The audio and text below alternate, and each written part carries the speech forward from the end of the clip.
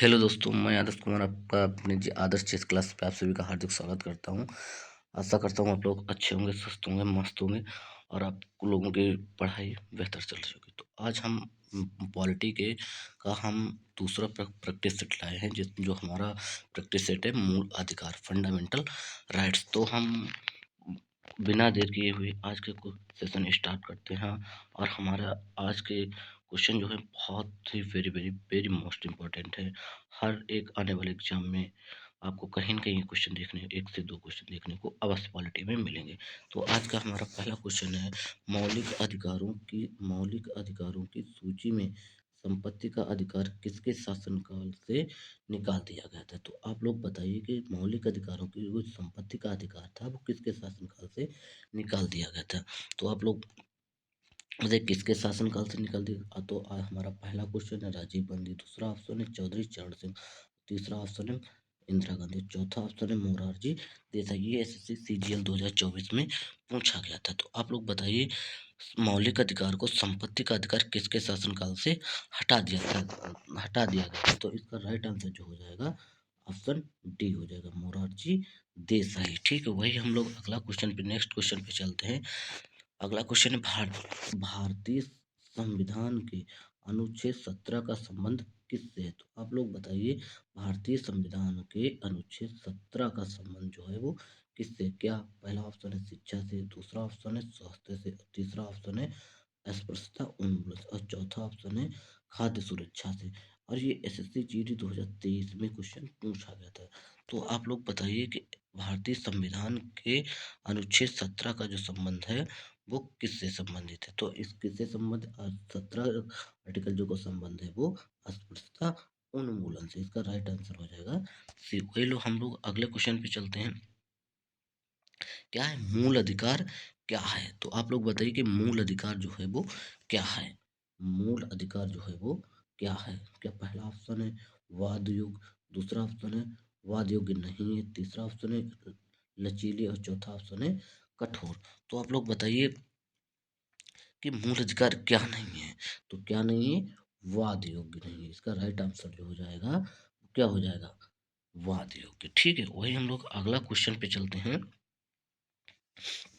भारतीय भारतीय संविधान में निम्न में कौन सा अधिकार प्रदान नहीं करता है। तो आप लोगों को बताना होगा भारतीय संविधान में कौन सा अधिकार प्रदान नहीं करता। क्या हमारा पहला क्वेश्चन ऑप्शन है समानता का अधिकार, दूसरा ऑप्शन है समान आवास का अधिकार और तीसरा ऑप्शन है धर्म से पालन करने का अधिकार और चौथा ऑप्शन हो जाएगा स्वतंत्रता का मूल अधिकार।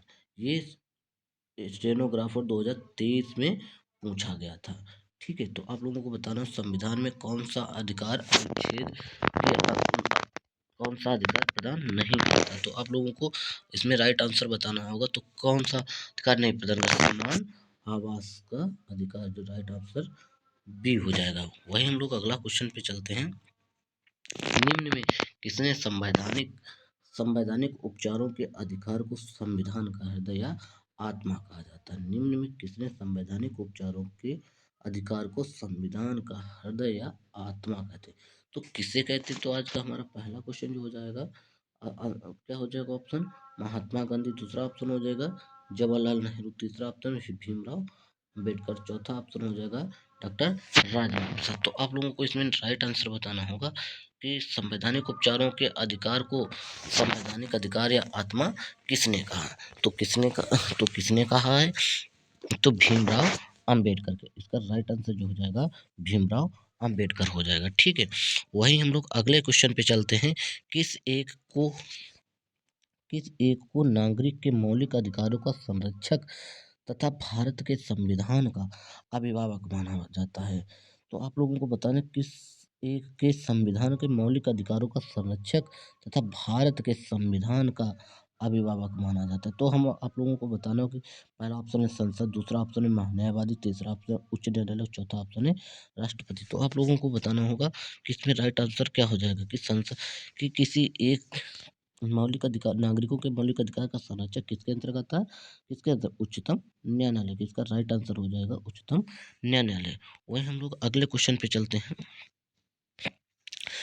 संविधान के अंतर्गत मूल अधिकारी का संरक्षक कौन होता है? तो आप लोग बताइए संविधान के मूल अधिकारी का जो संरक्षक जो होता है वो कौन होता है?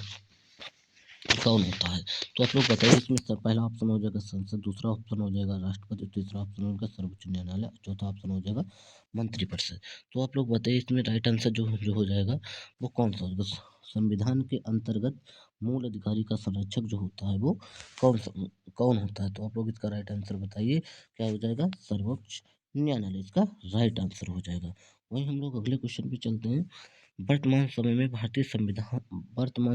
भारतीय संविधान के अंतर्गत संपत्ति का अधिकार है। तो आप लोग बताइए वर्तमान समय में भारतीय संविधान के अंतर्गत संपत्ति का अधिकार क्या है? पहला ऑप्शन है मौलिक अधिकार है, फिर संवैधानिक अधिकार है, फिर तीसरा ऑप्शन है नैतिक अधिकार और चौथा ऑप्शन है इनमें से कोई नहीं। तो आप लोग बताइए कि वर्तमान समय में संविधान के